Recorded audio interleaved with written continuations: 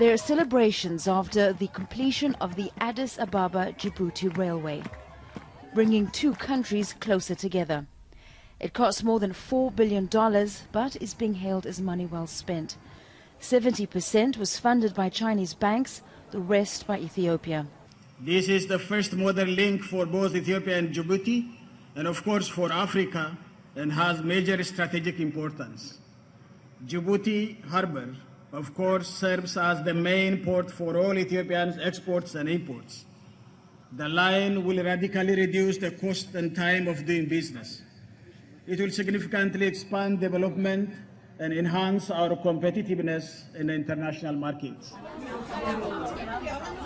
Powered by renewable energy, it's an environmentally friendly upgrade from an outdated and now defunct diesel railway.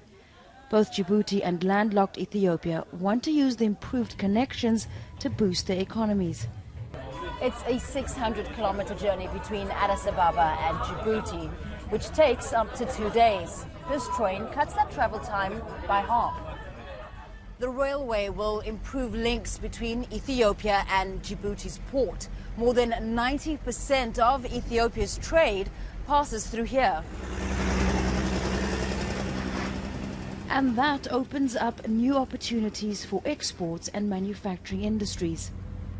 The railway will support the development of Djibouti's international free trade zone. That was the physical barrier. It was the lack of infrastructure, roads and rails.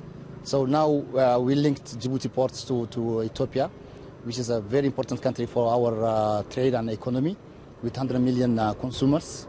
So from there, we are planning to connect the other landlocked countries behind Ethiopia, like South Sudan, on first step. The railway is still in its trial phase, but is expected to be up and running in the next few months. Famida Miller, Al Jazeera, Djibouti City.